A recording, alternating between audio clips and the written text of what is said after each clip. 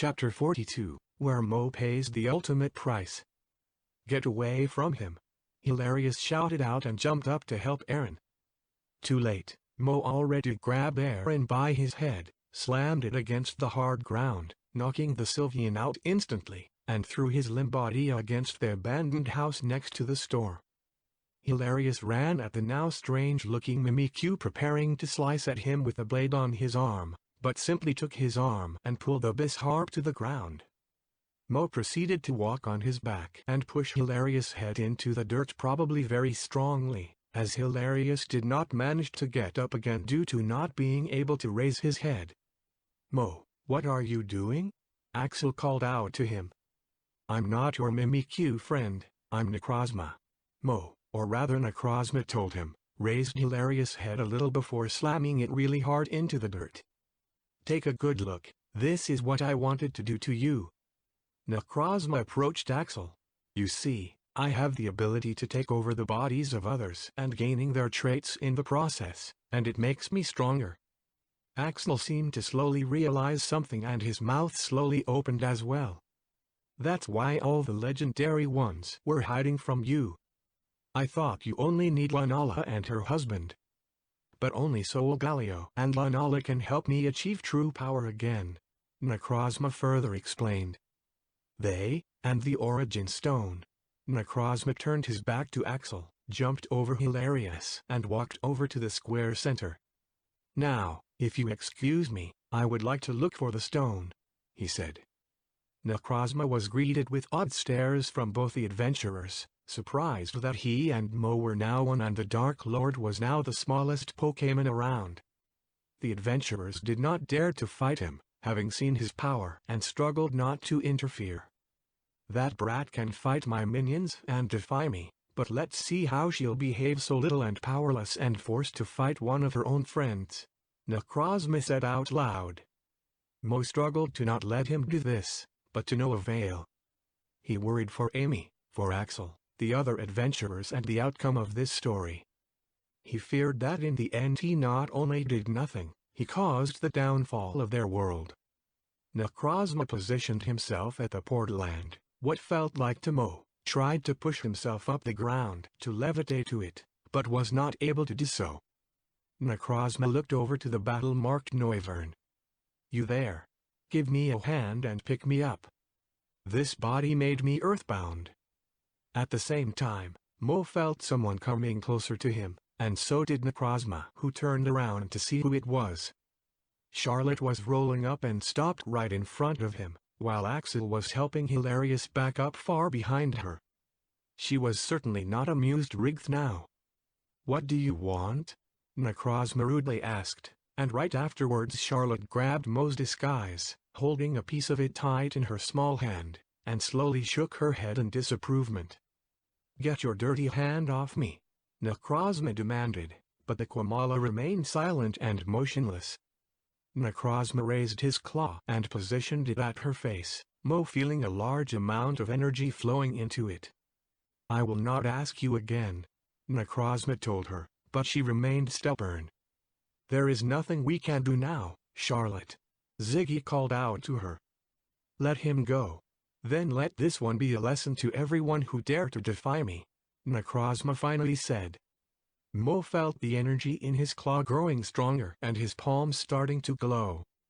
One of his teammates will die by his own hand, against his will or not. And there was nothing he could do about it. Charlotte, who confessed her love to him, who he had rejected, who was there so many times. She, from so many Pokémon Mo met in his life, deserved this fate he least. The thought about it made Mo sick and he struggled to not let it happen. "No!" Genghulf shouted out and similar like Mo did ran to them. He tried to pick up Charlotte, ripping her loose from her own clutching and getting her away from Mo, but he only picked her up with Mo as well. She still holding on to Mo with one hand and Mo still aiming his palm at her. Genghulf began shaking them, trying to get her loose, but to no avail. In the end he had to drop her again and went for cover. Then nothing happened. Necrozma still held his palm at the Quamala, with her still holding him. Mo feared the end of her at any moment. What felt like an eternity went by and they both remained in the same position. By now, Axe and Hilarious arrived back at the square as well, watching the whole scene. The Noivern carefully approached the possessed Mimikyu. "Lord Necrozma, is everything all right?" he asked. Necrozma's claw was shaking nervously while still aimed at her. Without warning, Necrozma turned around. His energy was released, but instead directly at the Noivern behind him. He screamed up for a moment as it hit him and went to the ground in front of the other forces members, steaming from his body. "My goodness, he's dead!" someone screamed. The adventurers, the forces, even Mo himself was surprised. He was still struggling hard, but somehow he managed to get back in control of his body, slowly and shaky. He turned back to Charlotte, who had now let go of him.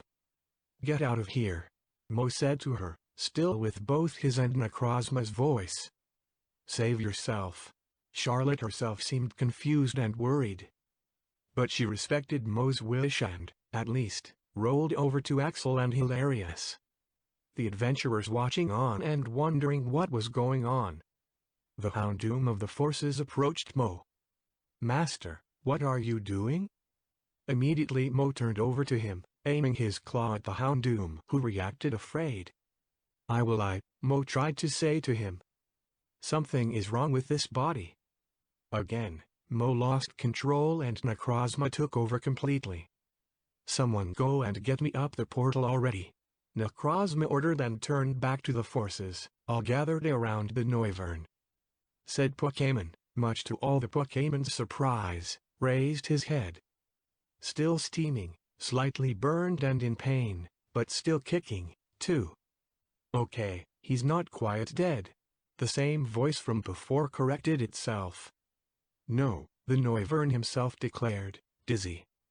"I feel much better." "How?" Necrozma asked loudly, he himself being surprised as well.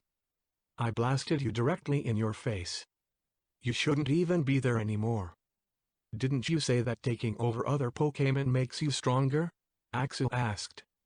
Necrozma quickly turned around again. "It should." Ziggy's healthy eye widened, having realized something. Absorbing Mo made him weaker. He called out. Silence. Everyone was now looking at Necrozma. Mo did not know if he should feel happy or angered knowing that his body was weakening the evil parasite from another dimension. Hilarious was looking at Necrozma, having the same expression when Mo met him for the first time before their test battle. He signaled Axel to stay behind and slowly approached Necrozma. Necrozma turned to the forces members. "Don't stand around. Get him." The forces and the adventurers went on where they stopped before, clashing with each other. Many, especially the Noivern, were already too exhausted to keep up.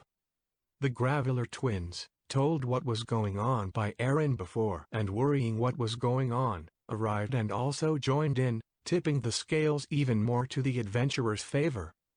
"You're the leader of these Pokémon," Necrozma said to Hilarious. "Everything I feel, this body, or rather the one this body used to belong, feels, too. Are you prepared to hurt one of your own minions?" "If it is this what I have do," Hilarious answered in a serious tone. "I'm prepared." Mo feared this will hurt a lot. Hilarious suddenly started to run at him and jumped, planning stomp on him. Necrozma stepped away in time, unleashed his claws, shimmering in a metallic way and slashed at the Bisharp, hitting him on his belly just between the two blades he had and leaving mark there. Necrozma jumped up himself and tried to slash at him again while the guildmaster was stunned for the moment, but he managed to block the attack with the blade in his left arm. "You really were more intimidating when you were the tall one," Hilarious mocked him. "How dare you look down on me?" Necrozma angrily responded and his eyes underneath the mask glow up. Hilarious reached out with his arms and spread them out, almost making a T-pose. Necrozma prepared, expecting Hilarious to attack now. Instead, Hilarious slammed his arms together, the blades on each one of them slamming against each other's and made a loud and high-pitched sound. Necrozma was struck by a wave of his terrible noise, and it made Mo's ears and brain hurt and well as Necrozma's. Hilarious took the chance, ran over to Necrozma and simply picked him up with both his hand. He held Necrozma in front of him, holding him tight while he tried to get loose, both trying with all their might to get the upper hand, with Hilarious just barely holding on to him. Looking into the Guildmaster's eyes, Mo saw sadness and regret. "I'm sorry, Mo, but I need to keep Axel safe," Hilarious said. The large blade in his head began to shimmer. He then swung his head back and screamed as he rammed his head forth again and rammed the blade right into Mo's fake head, sinking in deep and completely ruining his disguise now if it already wasn't torn and burned enough. Hilarious took his blade back out of Mo and looked at what he had done. A gaping cleft right in the middle of Mo's fake head, dark smoke fuming out of it, but Mo himself was unharmed. "That's it? Necrozma." The Guildmaster's eyes opened wide in shock, his pupils shrunk in. He forgot that was not Mo's real head and just realized his mistake. Reasonable or not, Mo would never forgive Hilarious for this act. With Hilarious' plan failed, Necrozma's freed himself and now stood underneath the Bisharp. "Enough," Necrozma's loudly declared, and Mo's body began to glow bright golden. He unleashed his claws, made the into fists and hit the ground with them very hard. Crack built underneath him and grew over underneath Hilarious, too, not knowing what was going on. Without warning, huge rock pillars emerged right under the Bisharp, shooting up and sending the Guildmaster flying in a cloud of rubble and dust. Flying high and screaming, he crash-landed in the middle of the town square. For the moment, the ongoing fight stopped again. Everyone's eyes were on the knocked-down Guildmaster, lying there, bruised and moaning in pain. Necrozma walked past rock pillars and over to Hilarious, who was breathing heavily, knocked down and defeated in front of his whole guild. Necrozma simply shook his fake and torn head and put his attention back to Axel, just when the already dark and cloudy sky slowly turned even darker than before, eventually becoming pitch black. Most of the guild members and the forces looked around what was going on. Others like Axel and Necrozma himself already knew better. What is he doing?" Steve asked, surprised, thinking it was Necrozma's doing. "It's not him," Ziggy answered. "It's her." The Houndoom suddenly screamed like a maniac. As majestic the time Mo saw her for the first time, meaning yesterday, Lanala returned and floated down from the sky, hovering over Axel like a dark guardian angel. The adventurers were surprised to see something like this, to say the least, but Team Blue assured them she was on their side. "Lanala," Axel said to her. "I know." Lanala already answered and sounded caring, like she was assuring everything will be fine. "You don't believe how happy I am to finally see you again," Necrozma said to her, and his voice became more sinister with each word he spoke. Lanala looked over to him. "You monster. What did you do to Soul Galio?" "Nothing, yet," Necrozma answered. "Believe me, I miss him just as much as you do. Still foolish of you to show yourself to me, I must admit. I don't know why this body is weakening you, but I will not let this opportunity go to waste," she threatened. "I will end you and remove this parasite that is not only hunting this world." Mo did not like that at all and kind of began to panic inside. "But what about Mo?" Axel asked her. "Collateral damage," she simply answered without looking at him, and now Mo really started to panic. "I have to do this, even if it is foolish of me." Her eyes began to glow. "Everyone, step back," she told, and flew up high in the sky. Both the adventurers and forces did not know what to expect, forgot the fight they just had and did what they were told. Necrozma also stepped back a little, almost standing right in front of the pillar he created. Lanala's eyes began to glow again, now more brighter than before, and a third, eerie-looking eye appeared on her forehead. She spread her wing, forming a fully shaped circle with them as if she was mimicking a full moon. Addition to it, her wings also began to glow in a bright but cool blue color. Going right to the main event? Necrozma asked and sounded rather amused. Spheres of light appeared around Lunala's wings, and they formed beams that met in the middle of her torso, appearing to form some kind of wheel and forming another, more larger sphere. "Take cover!" Axel shouted and hid behind the old Kangaskhan storage. The others did as he did and hid behind the old houses from the incoming attack. For a moment Gengalf left to quickly receive the still knocked down Hilarious, as well as Aaron. Necrozma reached out with his arm at Lunala and gathered energy for his own attack. "Give me your worst," he told her. In a matter of only a second, Lunala was enveloped in a bright light and a huge energy beam, glowing in every tone of blue, shot at Necrozma, with Mo still being along for the ride. Necrozma responded by shooting his own laser from the palm of his hand back at her. The shock wave as the two beams met shocked the whole area. The ground was shaking, building loosing pieces and starting to crack, trees slowly being uprooted. The adventurers and the forces cowering together behind their hiding places, both hoping their own side would win. Despite still being more powerful than everyone else, Mo's body was still weakening Necrozma, giving Lunala the upper hand. Struggling to keep up, as Lunala's beam came closer and closer, Necrozma used his other hand for another laser as well. This constant and immense use of energy was tiring Mo. Then, for some reason, Lunala's beam began to get weaker, now giving Necrozma the upper hand, and Lunala began cursing for some reason. Necrozma looked up to see why. Charlotte appeared out of nowhere on top of Lunala. She flew through the air and headed to Lunala. No one, not even Mo, knew how she managed to leap herself up that high, but she somehow did.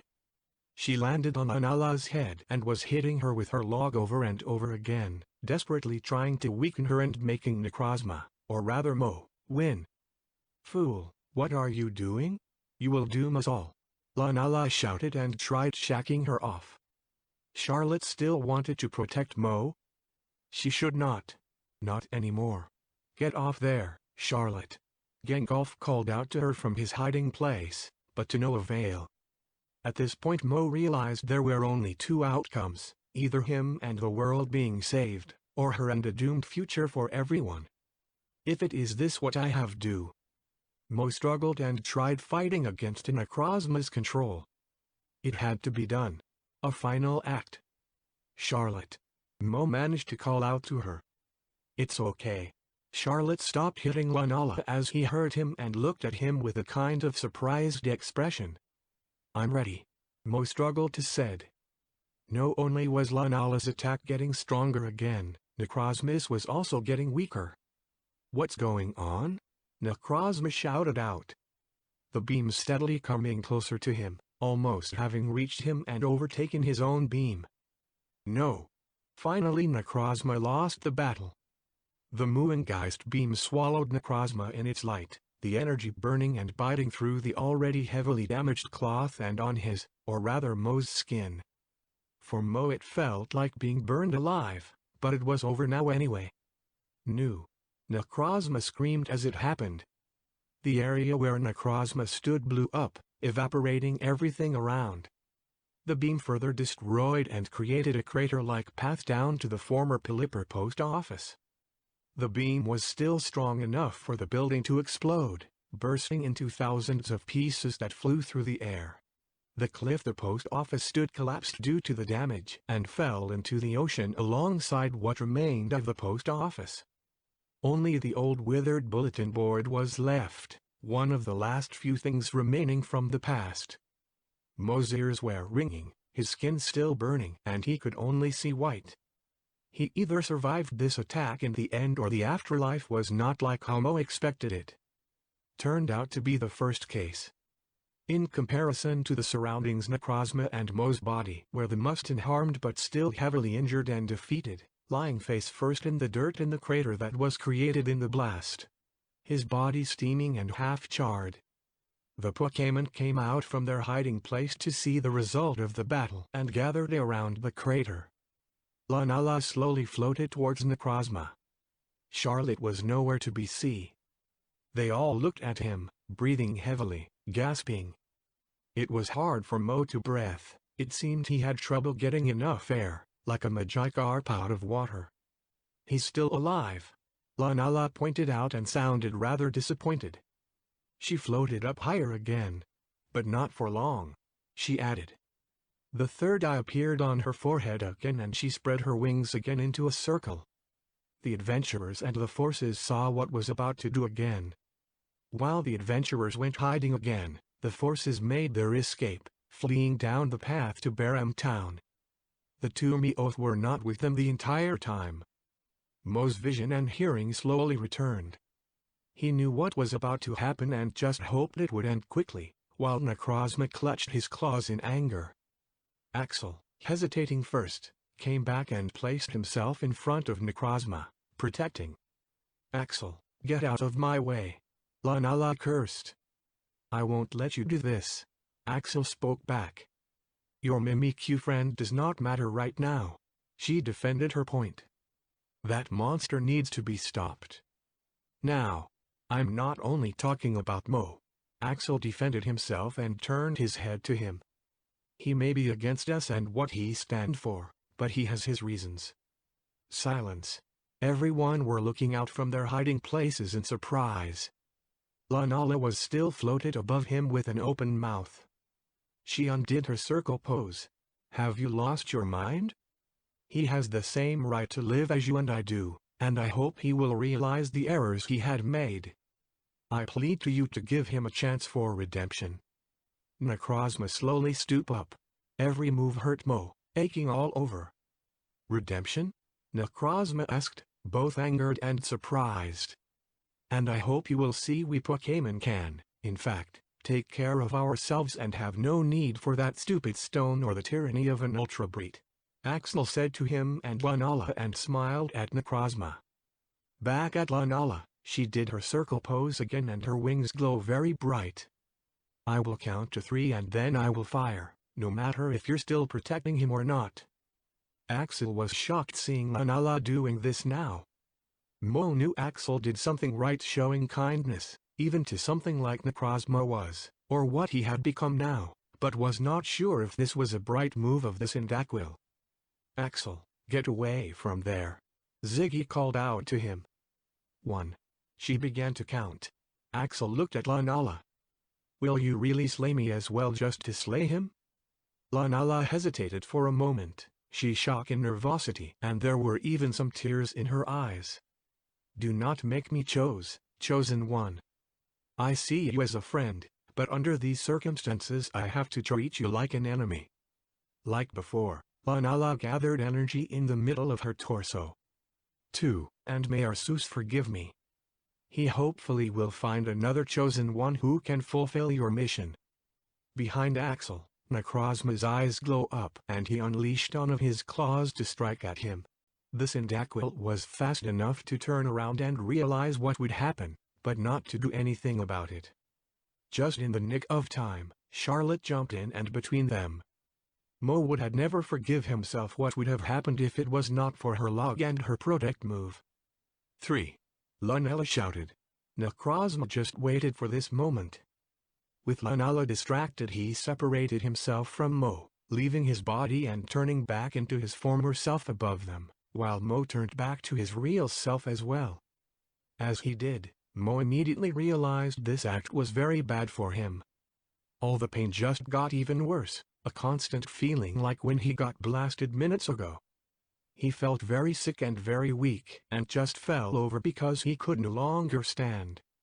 His vision was getting blurry, zooming in from clear to fuzzy and all the sounds, the voices around him echoing, sometimes louder, sometimes quieter. The worst, Mo became unable to actually breathe out while gasping for the little air he could breathe in. He was scared. Charlotte picked him up and he could, more or less, see and hear what was still going on. Lunala aimed her shot at Necrozma at the last second, but the darkened prism-like Ultra Beat dodged the attack by flying higher, with the beam shooting at the horizon. Having her cover open, Necrozma rushed at her, grabbed her face and slammed her to the ground. Axel, Gengarf and Ziggy tried stepping in to help, But in that time Necrozma floated higher again and like before broke into many pieces again, this time aiming for the knocked-down Moon Ultra Beast. The adventurers came too late. Lunala could not do anything either and a bright light brightened the darkness for a moment. The calming adventurers stepped away in horror what was now unfolding in front of them. Lunala rose from the ground, her body and wings glowing in a bright blue light, long, black, rock-like claws reaching out from her torso and a black mask adorned her face. "You Pokémon are so weak and misguided," she said with both hers and Necrozma's voice. The worst scenario had happened. Mo knew he had failed. Gengarf quickly rushed over to Axel and spoke to him. Mo could not properly hear. Something about hurrying and Amy. Then he picked Axel up, swung him around and threw him into the still open portal. Necrozma looked at the golem, who turned at him and prepared for the worst. Instead, Necrozma just smiled and shook his head, saying something about the second phase. He then followed Axel into the portal. The sky became brighter again as he disappeared and the sky was clearing up. The adventurers gathered, seemingly not knowing what to do next. Charlotte was still by Mo's side, holding him, looking at him as he was slowly suffocating due to his injuries. His vision was getting more blurrier and the voices of his colleagues started to fade into silence. This is not how Mo wanted it to end. He had failed himself and everyone else, probably dooming the world in the process. He worried about Axel, Amy, Aaron. Charlotte sadly looked at him, stroking his side. There were so many things in his life he wished he could have done better, done different. He wished all of that never happened and believed everything would probably have gone better if he was gone anyway. He wished he was stronger to protect his friends, to protect her, too. He wished maybe it was wrong to reject Charlotte's proposal to him back in that hotel room. That night when they all slept at that hotel and Aaron talked about Mo's parents, he disappointed them as well. How they said Mo's older brother got married and they were expecting. He began to cry. He disappointed her, too. "I tried my best, but it wasn't enough," Mo hoarsely said to Charlotte with the little breath he could bring out. He stroked Charlotte's fluffy cheek with his claw.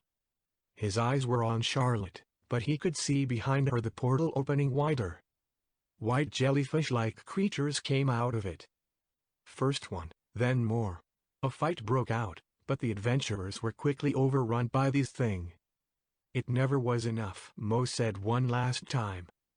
Regretting everything he did and wishing for a better outcome of this story, his vision started to zoom away like he fell in a deep, dark tunnel. All the pain just stopped. His last vision was that of the partner and girlfriend he never had and his mind were on his 3 most important Pokémon in the world. His claw got limp and fell to the ground next to Charlotte. While hell broke loose behind her, she hugged Mo's lifeless body tightly. She cried bitter tears of sorrow as she rocked back and forward with him, having failed herself as well. Wait a minute, that can't be right. Huh? You're telling me he died there? Yes. You mean, for real? Yes. What? And? Well, it's not the end of the story. Not yet. Listen, here's where the story gets kind of weird but also interesting.